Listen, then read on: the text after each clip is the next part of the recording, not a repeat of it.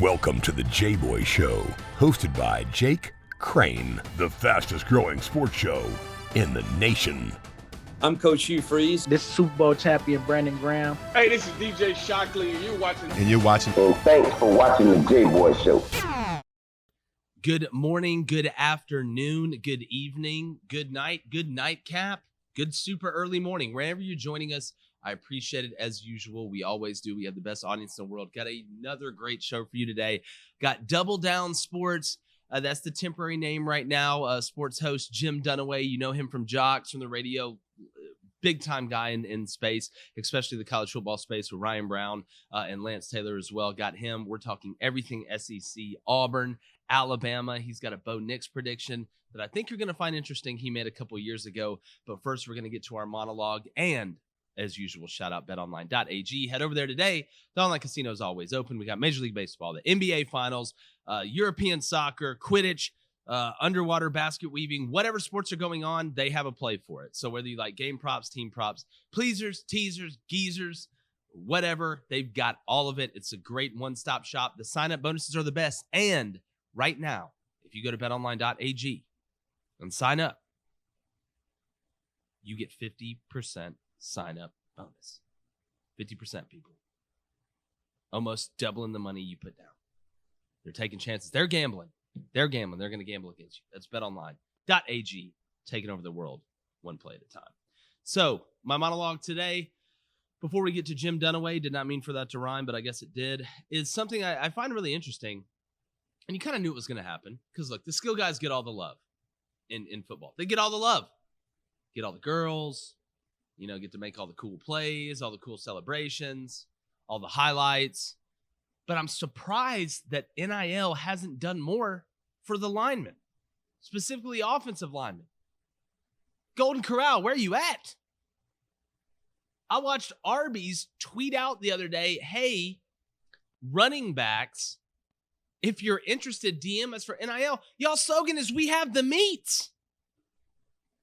What? I wasn't a marketing major, but I can follow the bouncing balls and put that together. And I think it will, but I'm surprised that companies haven't been more creative with offensive line NIL. I mean, if I'm a bait place or I do tackle boxes, why not be sponsored by an offensive tackle? Come on, guys. You don't have to be Sherlock Holmes to figure this out. And I hope we see more of it, but you knew it was going to happen. You're going to get your quarterbacks that get sponsored, your wide receivers, some DBs, tight ends, running backs. They're going to be sponsored to the moon. You got third-string running backs getting deals. I mean, shout out Trey Knox at Arkansas signing with PetSmart, wide receiver. But where's the love for the linemen? Where is it?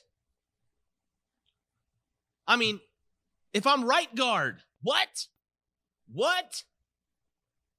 Why would right guard not sponsor the best right guard? Come on, guys. It's really a surprise me. And I think you'll see it as it gets kind of, weighted out a little bit. But I'll say it again.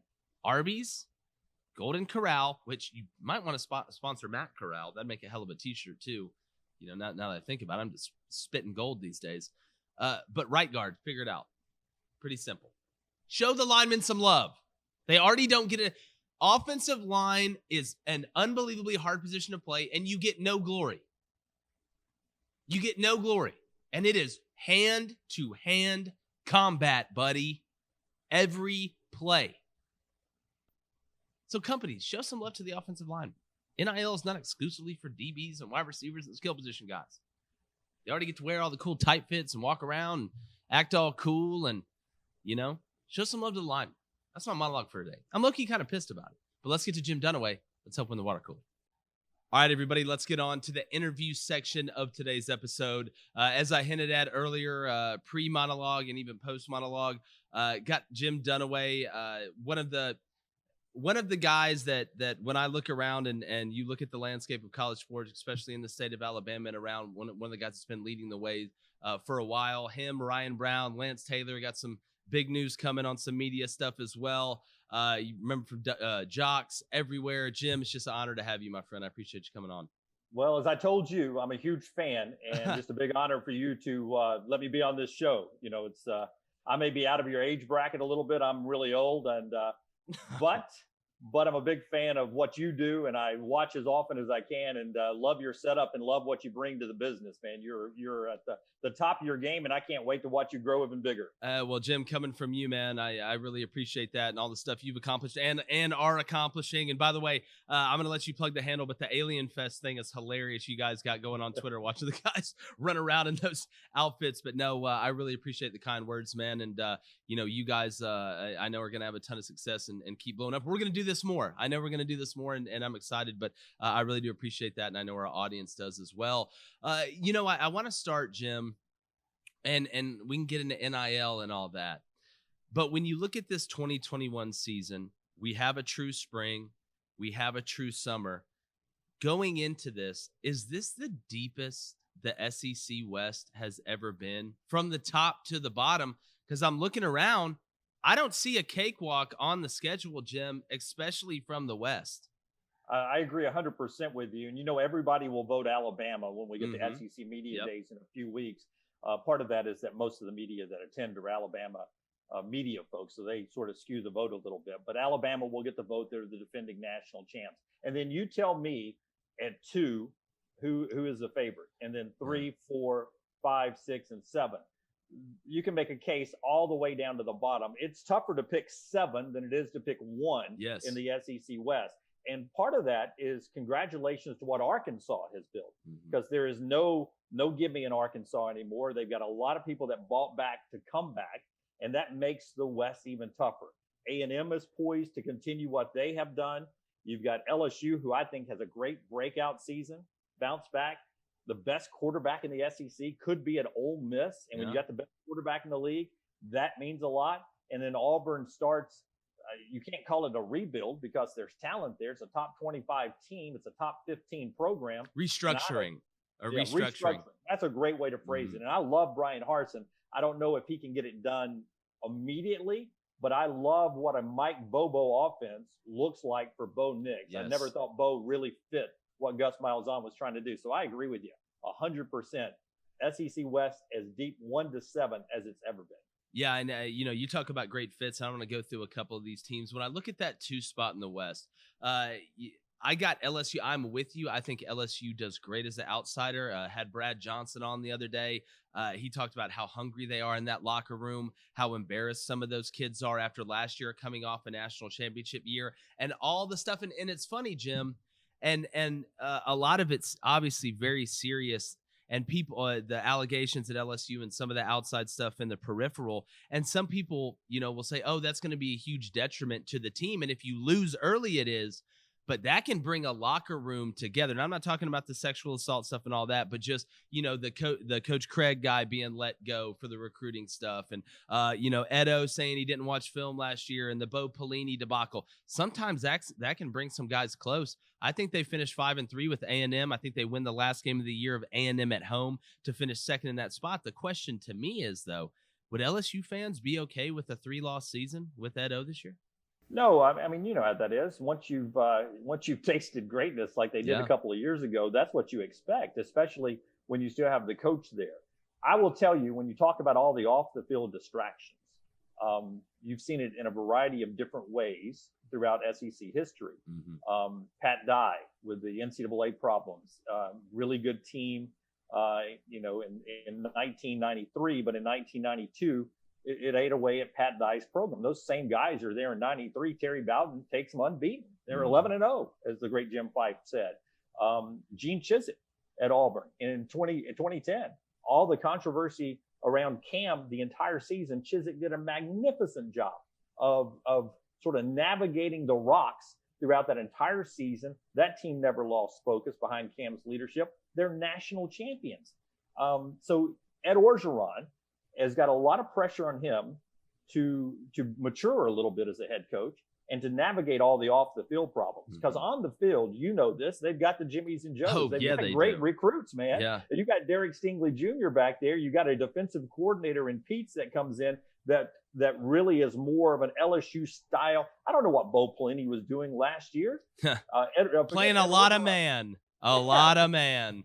It made no adjustments. You know the game. You know the game better than I do. I watched that, and I'm like, what the heck is he I doing? even had Mike Leach on here, Jim, and asked him, like, were you shocked that LSU did not get out of man? And he was like, yes, because all Bo Pelini is known for is soft shell cover 2, and we're running an air raid offense, which is built on high-low op and mesh and hitches and man beaters, and you don't get out of man. It's the craziest thing I've ever seen in my life. And it's not like Bo Pelini doesn't know defense. So I'm with you there, Jim. I mean, add it to the list of craziest things I've ever seen right there with Kirby playing cover 2 on 3rd and 26 in the national championship game. And Alabama runs 4 verts and they just pull your pants down on national TV. But, looking down at the rest of the West, Jim, there's so many storylines and by the way, go ahead. Those lines right there. That's why I watched it. I appreciate that. Pull your pants down on national TV. I appreciate that. I mean, it's the truth. I always said, the worst part about giving up a play wasn't just that you gave up a play out there and let everybody down. I said, you have to watch it with all your best friends the next day in film. And exactly. You're like, play 131 is a disaster, guys. You just look away. I never had more guys just looking around or checking their watch or whatever, when they made a bad play. They all look when they make a good play and point and hey, look at that. But no, going through the rest of the West, Jim, because like we said, there's a ton of storylines. To me, the most dangerous team in the SEC when I am projecting over the next 5 to 7 years is A&M. Number one, they have the resources. They've got enough money to do whatever they want. They have some of the best facilities. They have a huge fan base and alumni base. And Jimbo, I think, is a perfect fit for A&M. He's built them from the inside out. And I actually think Kellen Mond, and I say this with all due respect, from a passing game standpoint, held them back a little bit last year because I don't know how much Jimbo trusted him late in the game to be able to make big throws. And as a quarterback, I know Jimbo wants to throw it. When you look at them, the battle between Calzana and Hayes King right now, do you think A&M could be even more dangerous this year if they're able to spread it out a little bit more? Well, you're replacing some offensive line, right? Mm-hmm. And that you do that in college football a lot. You replace things. But I agree with you. It's a slow burn for Jimbo Fisher. A lot of people want it now because of the money he got that was guaranteed up front, and they wanted it to happen immediately. And that's not the way Jimbo builds a program. And it's not the way Bobby Bowden, not the way Bobby Bowden built Florida State back in the day. It was a slow build to sustain success, and that's who Jimbo learned from. If you go back and peel it back, he's got a lot of Nick Saban influence, but he learned from Bobby Bowden. And it's a slow build and a slow burn. And I agree with you about Texas A&M.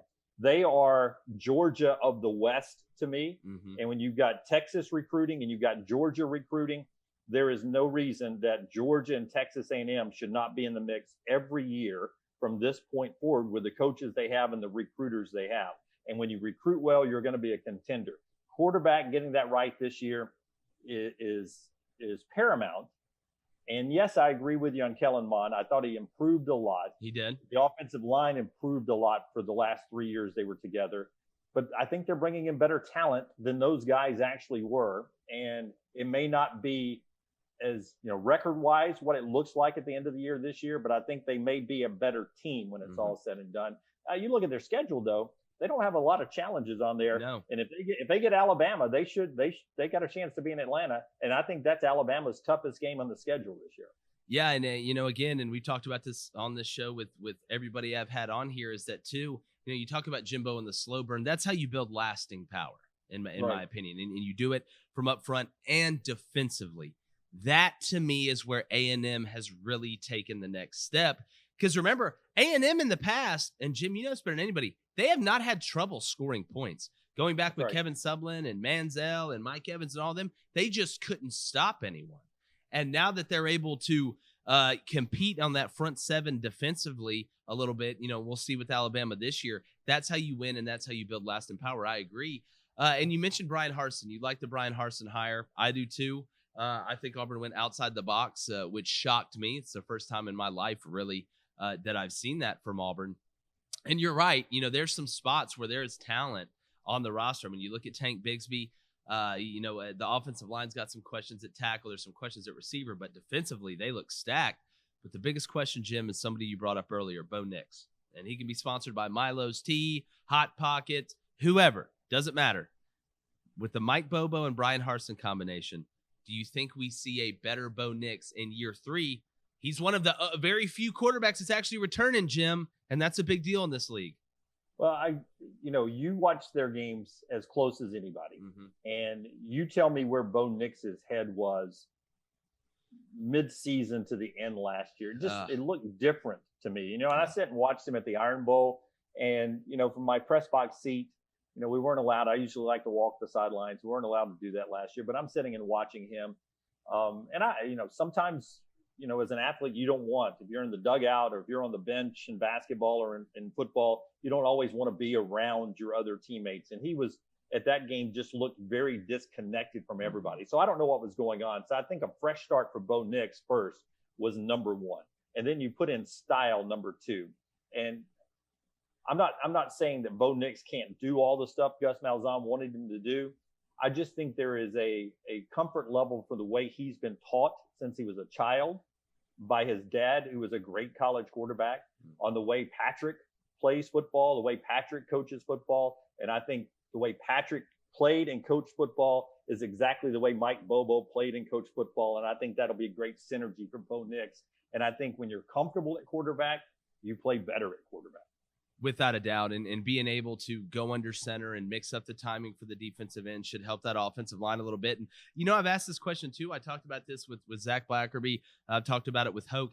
I think we're going to see an offense. You saw a little bit in the spring game, but they're not going to show you. They're going to give you a few cookies, but they're not going to show you the whole kitchen.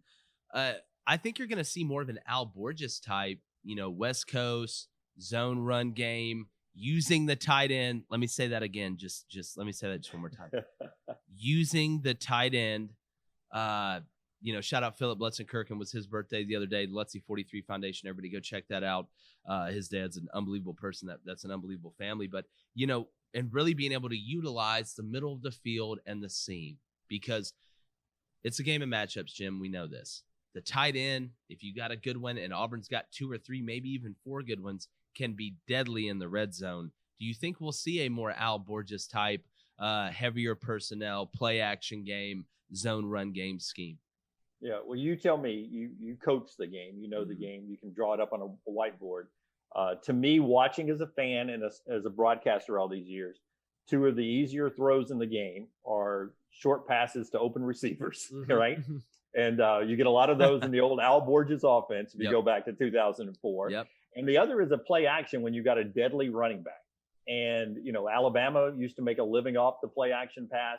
When you got Tank Bigsby back there and he is cooking, that should be the easiest pass in your offense, to put that ball in his gut, pull it out, and hit somebody on a play action pass. Yep. And I think both of those fit exactly what Bo Nix does. And I think Auburn has the personnel to make that look. I think the Al Borges comparison is fantastic by you. And there's a guy that doesn't get his name mentioned enough. I know. Good by you to bring up Al Borges. Gorgeous Borges, baby. Gorgeous Borges.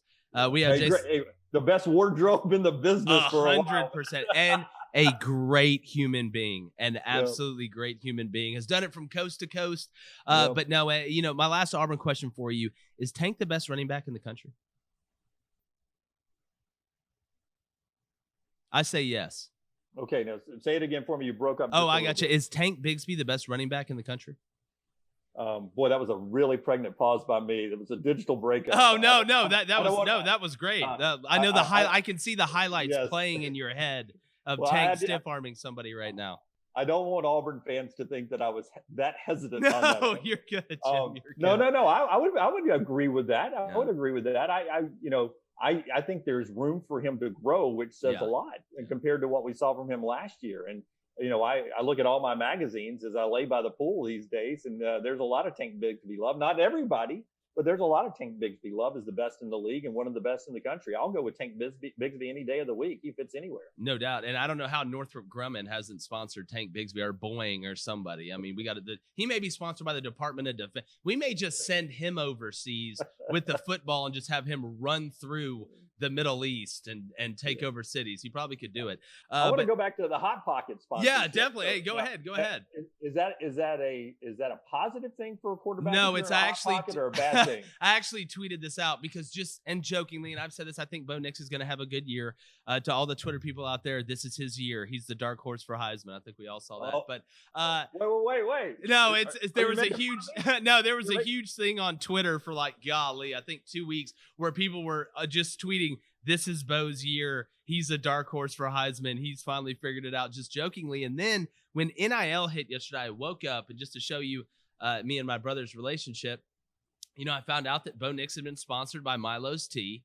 Mm-hmm. And I told my brother, I was like, "Hey, did you see Bo Nix was sponsored?" And without missing a beat, Blaine looks at me and goes, "What, by Hot Pockets?"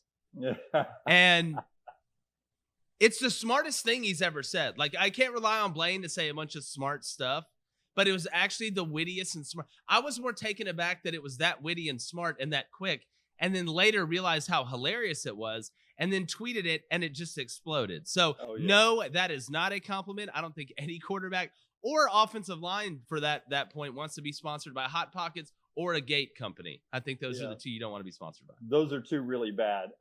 Back when I was a kid or in college, back when your dad played, back when the SEC, your champion always went to the Sugar Bowl. The joke yesterday would have been, Bo is sponsored by Drink Milo's, but it's sugar-free. That's what the joke would have been back in the 80s. Oh, if we'd have had this. Did you see it would have been sugar-free. I like that. I like that. Hold on. Let me write that down real quick. And by the way, people may have been, I'm sure there are other people that said this, but on my radio show, when Bo committed from our Birmingham area high school, and, I grew up an Alabama fan. Everybody knows that. I've hosted the Nick Saban show. Sometimes I maybe overcompensate with some of my Auburn comments, but I said that by his junior year, Bo Nix wouldn't win the Heisman. He would be a Heisman finalist. It was National Signing Day. This is the year. Some people joke with me on Twitter about it. I've gotten a lot of that the last couple of weeks. This is the year that I said he would be a Heisman finalist. Yes, the gap to close between Bo Nix that we saw at the end of last year to sitting in New York at a gathered together again, fully vaccinated Heisman presentation is a long way to go. Yeah. Well, it's a possibility. Jim, as well as I do, you have kept up with this game for long enough. Number one, you never know. Number two, Bo Nix has the talent to do that. And number three, it is a brand new offense that nobody has really seen before. And there's something to be said for that. Gus Malzahn's first year at Auburn had Nick Marshall and a few other pieces. They kind of knew how he called plays as an OC, but it's different as a head coach when you're having to manage the whole game. And they surprised some people. Now they got, some good breaks, some a nice tip pass and a field goal return. I think a few people will remember. But Jim, crazier things have happened. I mean, a lot crazier things have happened, and I would not be shocked by anything. And you have the schedule to do it. You got Penn State week 3. You've got your SEC slate at LSU and then Georgia at home. So look, you never know. And some guys, a sophomore slump is a real thing. And like you said, a fresh start is a real thing. And we never know. And speaking of real things, if you want a real cut of meat and you don't want the meat that 80% of the world jams together and sends, to you in a package, you need to go to moinkbox.com. Not only do you need to do that, you need to go to moinkbox.com/Believe, BLEAV, and you get free bacon for a year. That's right, people. I'm doing the Lord's work. Free bacon for a year. They won Shark Tank. It's the best bacon in the planet. It's great price. They've got ground lamb, ground beef, steaks, chicken. I literally have a whole chicken. We're going to make drunk chickens here this weekend with it, but you can just taste the difference. There's no antibiotics, antioxidants, all the stuff. They shoot those chickens up with the same steroids that Barry Bonds took. This ain't it. This is pure stuff. It's moinkbox.com/Believe. You get free bacon. Like I said, I've used this line about 3 times. I'm going to use it again. I love bacon. In another life, you call me Kevin Bacon. And I'm telling you, free bacon for a year, moinkbox.com/Believe. Go over there now. Stop wasting your time. Get something new. But we're here with Jim Dunaway from Double Down. I'm going to let him get into what they've got going. Again, I'm going to let him drop his Twitter handle. One of the best follows. If you love good content, if you like honest content, if you like honest takes from a guy that understands it, Jim Dunaway is your guy. Also, shout out Lance Taylor, Ryan Brown as well. You guys do a fantastic job. And just talk about for a second, let's talk about Double Down. I want to get to the East, and then I want to ask you one question about Lane Kiffin. But so you guys are kind of making a move in a new voyage, and I know it's going to lead you to the promised land, my friend. Tell everybody about it. Well, it's really the first time we talked about it before it even was on paper. I showed everybody the Jboy Show. Oh and gosh, said, this is where everything is headed, and we need to do better in this side. We never thought we'd walk away from our job in Birmingham, but we did. We've started our own company. It's called Double Down Media. At DBL Sports Live is the temporary Twitter handle. New name for the show coming next week, or the first week in July, whenever you're watching this. And we'll have a website, an app. We'll be 6 cameras in our studio. We'll be able to watch it on YouTube, on our website, on Facebook, and we're going all digital for the next year and see what happens. Old radio and old TV guys, we're going to see if we can jump in here on your platform, Jboy, and try to maybe we can book in these shows. Go watch Jboy and then come watch us. Jboy us. Hey, let's do it. Listen, and I know we're gonna collaborate more and more as we get closer to the season and throughout the season. But man, you guys, it's great stuff. It could be digital. They could put a projection screen on a kite and fly it over Detroit, and people would watch it. I know it's great stuff, and excited for y'all. And it's cool, man. It's such a cool space. It's so new. It's kind of like the wild, wild west a little bit. And we've been very fortunate, with our audience and the interaction we're getting and doing some new stuff as well. I don't want to drop it yet, but we got a couple announcements too. But I'm sure we got to come in studio. We got to do a home and home, man. I got to get y'all up here in the studio and come out and see you guys. And I'm sure we're going to run into each other soon as well. Well, I need to get you and your team to come design ours. I love your set. Except yeah, I can't take any credit for this. This is all them. I'm just the talking guy. I would tell you that it does appear from my crimson colored glasses that the Auburn helmet is a little closer to the camera than the Alabama, Florida, and LSU helmet. It seems to be more prominent in this shot. That's a conspiracy theory, Jim. Yeah. That's a conspiracy. I don't know what you're talking about. I would like to deny that claim, and I would like to shuffle all blame on David Cohn. I'll drop you his Twitter handle and email later so complaints can go to him. But Jim, I do want to shift. That's a perfect segue into talking about the East or Georgia and the rest of the teams that hang out over there and drink a couple beers. But look, and I'm going to ask you this. This is, a question that goes around the cycles. And I haven't been one of these guys. And I say that this is really my first year, technically in media. But for the past 3 or 4 years, it's been like, all right, it's Georgia's year. Here we go, guys. Kirby's got the team.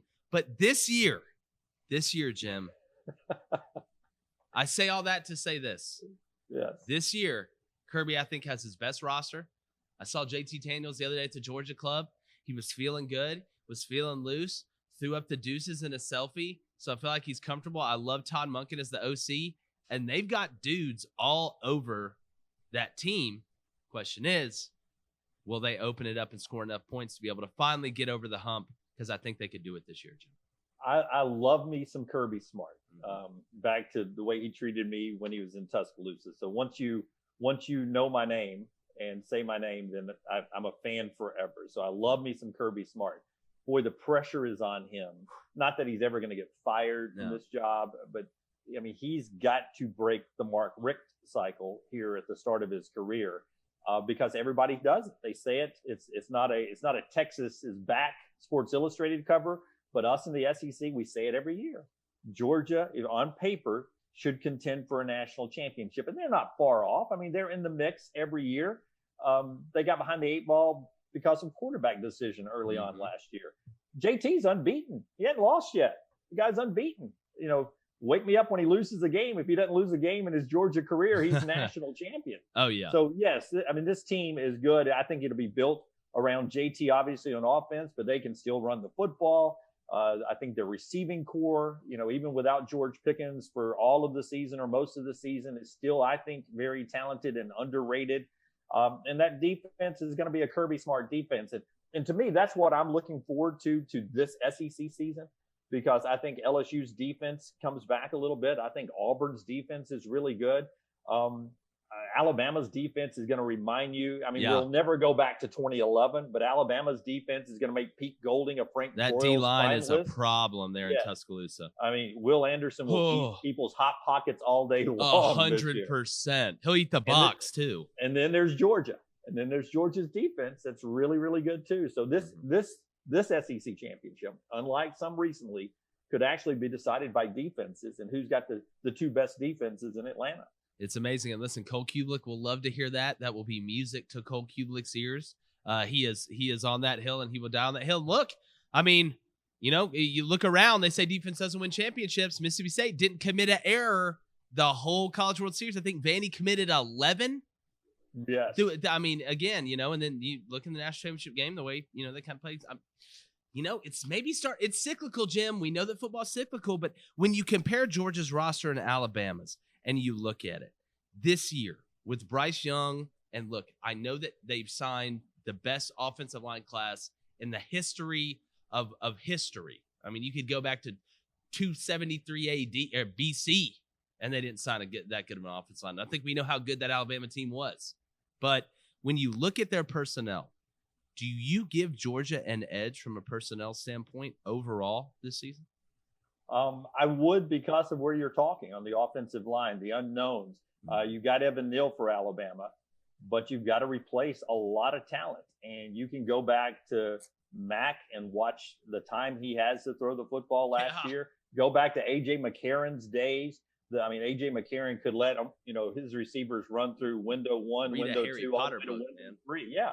So when you've got time, that makes a difference. And I think Georgia will have more time and more experience at quarterback behind a more experienced offensive line. So because of that reason, I would give Georgia a slight personnel edge. Mm-hmm.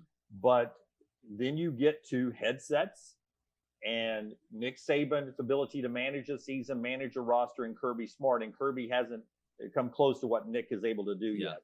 And then, on the defensive side, can Alabama, hold defensively on a schedule that I think is pretty challenging early for Alabama, which is very different.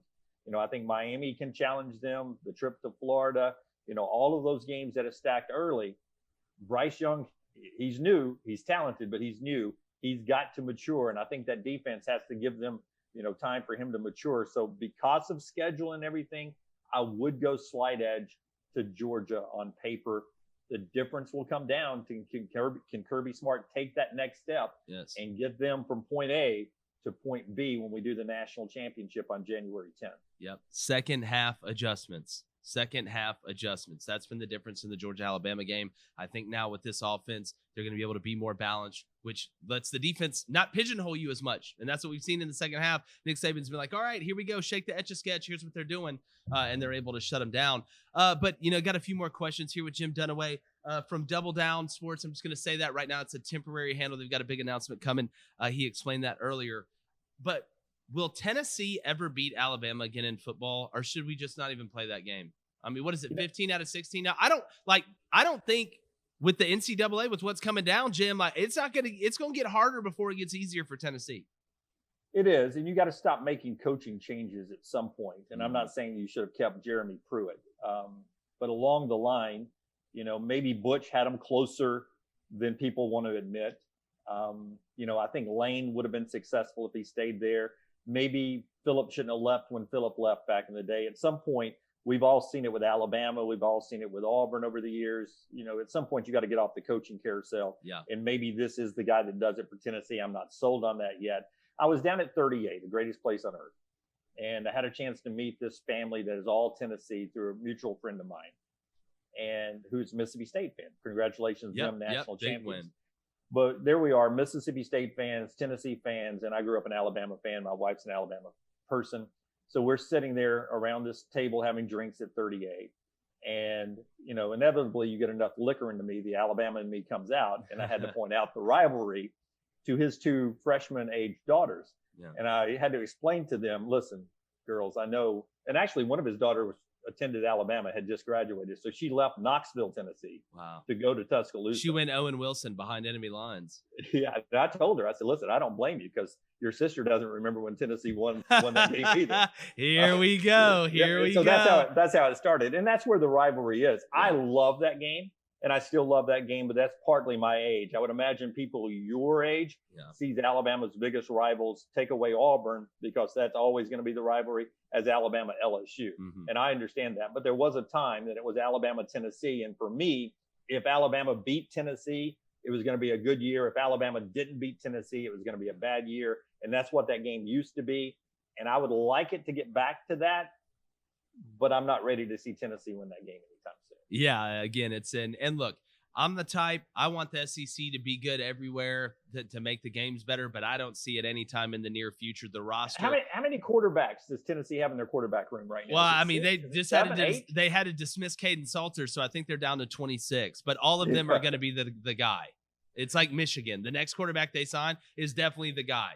You know, they have to schedule meeting rooms. The O-line room. They have to go into the O-line room. That's exactly right. Quarterback meeting. That's exactly you guys right. Using this, we're going to need to use this room. Yeah, when they do walk through, it looks like the line outside of Mellow Mushroom at the quarterback position, stretch around the street. But no, Jim, man, this is great stuff. My last question for you before I get you out of here: the playoff expanded to 12, 2023. Thought it should be 8. I think 12's a lot. I'm not a huge fan of the 4 byes. What say you, Jim Dunaway? I never thought we'd go to 12. I'll be honest with you. When somebody, I forget who was the first person, I think Bruce Feldman was the first person back when I was doing a radio show who said, hey, I think it's going to be 12. And I said, Bruce, there's no way it's going to be 12. They're not going to go 4 to 12, but it looks like we're going to go 12. I like 8. I like 5, and I know this is going to be sacrilegious, but I like the 5 power conference champions, regardless of your record. I'm in there. However you want to decide I'm that, in there. You could say, how important is the regular season? Well, it's very important. You're at a conference game, schedule whatever you want. You can get 3 wild cards at that point, and then you're a conference champion. Your conference games mean that much more. I love conference football, whether it's Pac-12 or SEC football. I like people playing for a conference championship. That conference championship Saturday and Friday nights would be fantastic that way. But that said, with 12, I'm okay. I want the second round. If we're going to go 12, I want the second round on campus too. I don't think there is a scenario in my brain, my NFL brain, my NHL brain, shout out to my Tampa Bay Lightning, that you don't get rewarded for being one of the 4 best teams and not ever get a home game. And so to me, the second round has to be at home as well, just to reward 1, 2, 3, and 4. And I'm okay with the SEC playing snow games up north. It's about time. Miami had to come up from South Florida to play Alabama in 1993 on January 1st. LSU wins national championships at a packed Sugar Bowl all the time against an Ohio State or whomever comes down from up north. So, what the heck? Let's go play some games up north that count and see if we can handle the snow.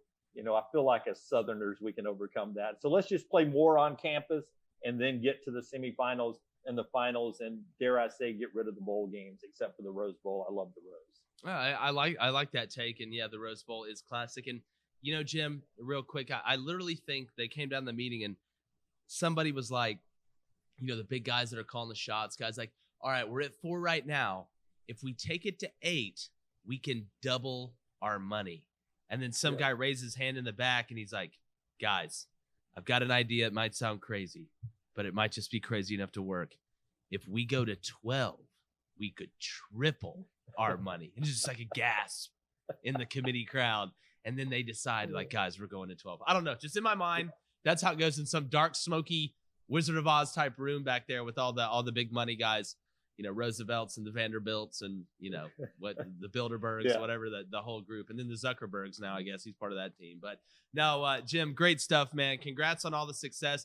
I know you're going to have that big announcement here soon. Tell everybody where they can follow you on social media. And we got to do this again, brother. This is a great time. It's very easy. It's at Jim Dunaway, and Jim is spelled traditionally, and then 1 N and Dunaway, at Jim Dunaway on Twitter and all the social media platforms. No matter what they create, I go and save Jim Dunaway first on that. So I think, heck, I've even had a parlor at Jim Dunaway. There we go. There we go. If you tell everybody how to get a Jboy T-shirt, because listen, I'm sporting Maryland today. I got about 120 T-shirts. I will personally, Jim, I will drive some Jboy merch to you guys and shirts, hoodies. We got a little bit of everything, man. I got to get you decked out, and then when y'all get some merch, we got to do a jersey swap, man, like they do at the end of the game. But no, we'll get that handled, man. It's the jboyshow.com. Just hit the shop. We make it easy. I'm not Steve Jobs. I can't navigate the whole thing, but I can sure get to the shop. It's pretty easy. But no, man, I really do appreciate you coming on. You know how much respect I have for you, and excited to do this again. Excited for you guys. Big fan, man. Anytime. Yes, sir. I appreciate it. Thank you guys as well. Make sure you subscribe, Apple Podcasts, Spotify, YouTube. Like Jim said, go to the jboyshow.com, cop one of those hoodies. The gray ones are selling like hotcakes. And again, we appreciate you guys. Best audience in the biz, helping you win the water cooler. For Jim Dunaway, it's Jboy, and we're gone. The Jboy Show is produced by David Cohn, Technical Director Dave Hammock, Creative Director David Culbertson, Audio Engineer Feyzan Shareef, Production Assistants Blaine Crain and Kyle Orr, Executive Producers Jake Crain, Vince Thompson, Steve Chamberlain, and David Cohn. Please subscribe to our YouTube channel and visit our website, thejboyshow.com, for updates regarding our newest apparel and merch designs. Win the water cooler with the Jboy Show.